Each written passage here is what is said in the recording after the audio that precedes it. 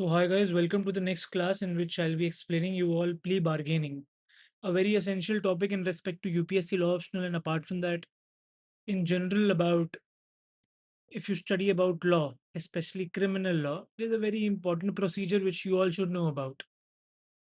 Let's start with the lecture. So it will be a very short one as well. Uh, कहाँ पे है plea bargaining हमें ये समझना पड़ेगा या देखना पड़ेगा इसमें आप समझेंगे तो क्या ही। ठीक है, पहली बात तो सीआरपीसी जो 1973 था, इसमें ये चैप्टर 21 ए में है, राइट। सेक्शंस 265 से 265 एल तक है, and then it was inserted by 2005 amendment.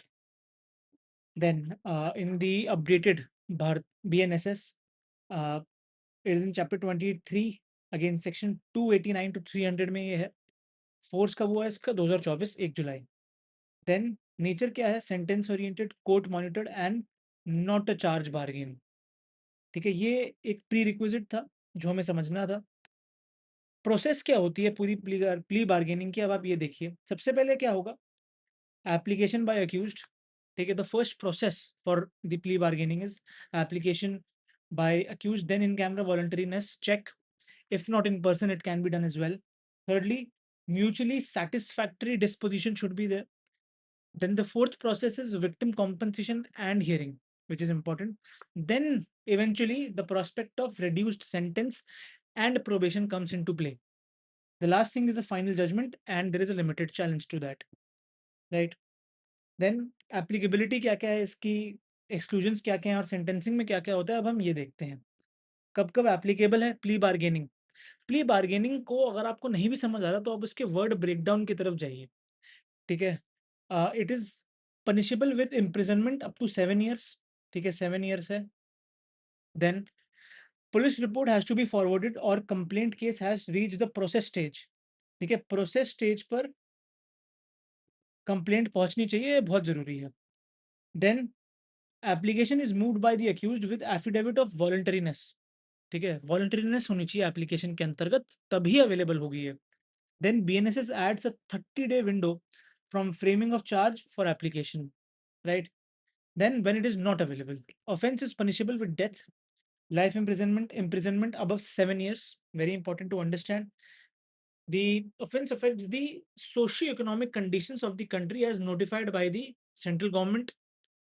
Offense against against a woman or a child. CRPC text referred child below 14.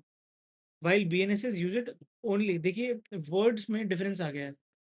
Words में there has been a difference, right. अपना CrPC जो था और BNSS जो है, ये क्या क्या यूज करते हैं? सीआरपीसी कहता है कि 14 डेज के चाइल्ड तक की बात है, और बीएनएसएस ने लिखा है कि सिर्फ चाइल्ड है। ठीक है, तो again very important hook to understand and a very important differentiation which you all should know about, right. Then sentence consequence, court first considers compensation, probation, or admonition where legally possible. CRPC, if minimum punishment exists, sentence may be half or minimum, otherwise 1/4 of the extendable punishment should be there. ठीक है, 1/4, right. Then PNS में क्या लिखा है कि first time offender treatment is more favorable and 1/4 minimum or 1/6 extendable punishment जो मैंने आपको बताया। Judgment here is final, no ordinary appeal is given, and challenge remains only through Article 136 and 226/227। ठीक है, 5 रिक्वायर्ड जजमेंट्स हैं जो आपको यहाँ पढ़नी पड़ेंगी, बहुत इंपॉर्टेंट है। अगर आप ये पढ़ लेंगे तो आप मान के चलिए कि आपके ऑलमोस्ट फुल नंबर आ जाएंगे किसी भी क्वेश्चन में, अगर वो प्ली बार्गेनिंग का आएगा तो। ठीक है, पहली जो जजमेंट है वो है मुरलीधर। देखिए, I will explain all of these judgments to you. The first judgment here is Murlidhar Meghraj Loya versus state of Maharashtra. ठीक है, इसके फैक्ट्स क्या हैं? The appellant was charged under prevention of food adulteration act. He pleaded guilty before the trial court allegedly based on an informal understanding with the prosecution that he would receive a very light sentence। ठीक है, यहाँ पे belief ये था कि light sentence होगा। Then issue क्या create हुआ यहाँ पर? Does informal plea bargaining violate the principle of criminal justice in India और नॉट? यहाँ पे क्या आया, इनफॉर्मल प्ली बार्गेनिंग का कॉन्सेप्ट। ठीक है, जजमेंट में क्या बोला गया, the supreme court severely criticised informal plea bargaining, मतलब उसको नीचा दिखाया गया। Justice V R Krishna Iyer ने ये बोला that the state authorities can not trade with the accused. What did he से? He said that the state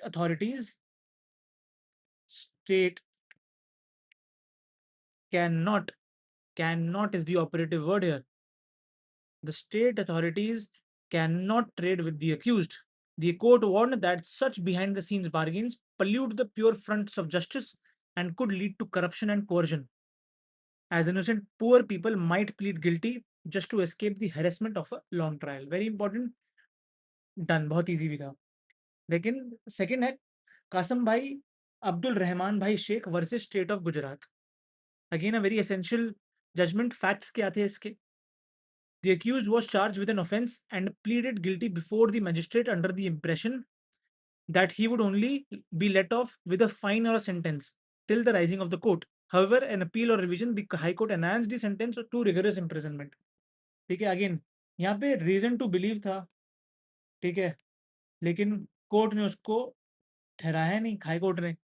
ठीक है, देखिए इशू क्या क्रिएट हुआ यहाँ पर, is a conviction based on a plea of guilt induced by a promise of a light sentence constitutionally valid। यहाँ पे constitutional validity की बात आ गई।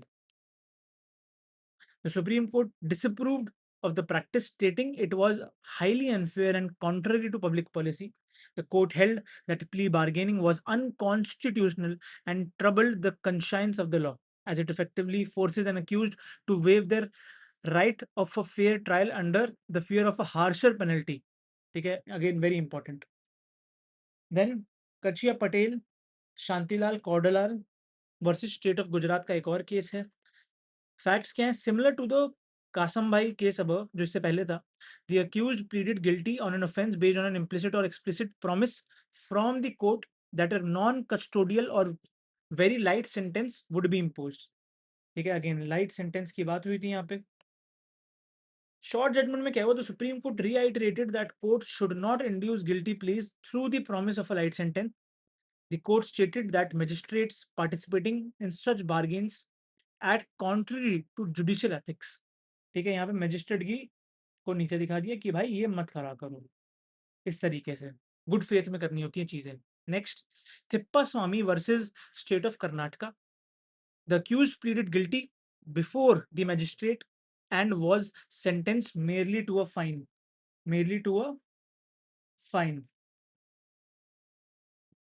The state filed a revision petition and the High Court enhanced the sentence from a fine to a substantive term of imprisonment। Then issue क्या था यहाँ पर? Thus enhancing a sentence after plea bargain violates Article 21। Article 21 की violation के prospect में ये case create हो गया। जजमेंट में ये था, the supreme court held that inducing a guilty plea by assuring leniency and then later subjecting the accused to a harsher enhanced sentence is arbitrary and violates। इसमें violation दिखा दी सीधी बात। Last, state of Uttar Pradesh versus Chandrika. The accused was tried for a serious offense. Instead of deciding the case on its merits, the High Court disposed of the appeal based on compromise। Issue क्या create हुआ? Can serious criminal cases be disposed of merely on the basis of a bargain or compromise between the accused and state or victim? The Supreme Court firmly ruled that the concept of plea bargaining was not recognized in Indian criminal jurisprudence at that time. The court stated that guilt must be legally scrutinized and proved. That is very important to understand. Scrutinization of guilt is the key. It is as simple as that. Right? Previous year questions क्या क्या थे? आप examine करिए concept को।